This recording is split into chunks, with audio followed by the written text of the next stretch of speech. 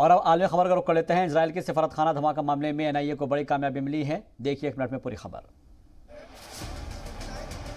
दिल्ली में Israel embassy के बाहर हुए धमाके की जांच कर रही एनआईए को बड़ी कामयाबी हाथ लगी है।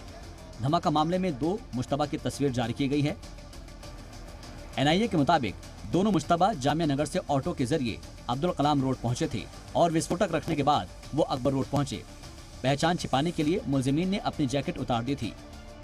एनआईए ने दोनों ही मुलजिमीन पर 10-10 लाख रुपए के इनाम का ऐलान किया है। इजराइल एम्बेसी के पास इसी साल 29 जनवरी को ये धमाका उस वक्त हुआ था जब वहां से कुछ किलोमीटर की दूरी पर यौम जमहूरिया प्रोग्राम के मुकम्मल होने के तौर पर होने वाली बीटिंग द रिट्रीट प्रोग्राम चल रहा था। इसमें सदर जमहूरिया रामनाथ कोविंद, नायब सदर जमहूरिया एम वेंकैया नायडू और वजीर आजम नरेंद्र मोदी मौजूद थे। शुरुआती जांच में जानकारी मिली थी कि इजरायली एम्बेसी के पास जहां ब्लास्ट हुआ था वहां गड्ढा हो गया था। पुलिस ने मौके से बॉल बेयरिंग और आईडी के टुकड़े बरामद किए थे। ब्यूरो रिपोर्ट, जी मीडिया।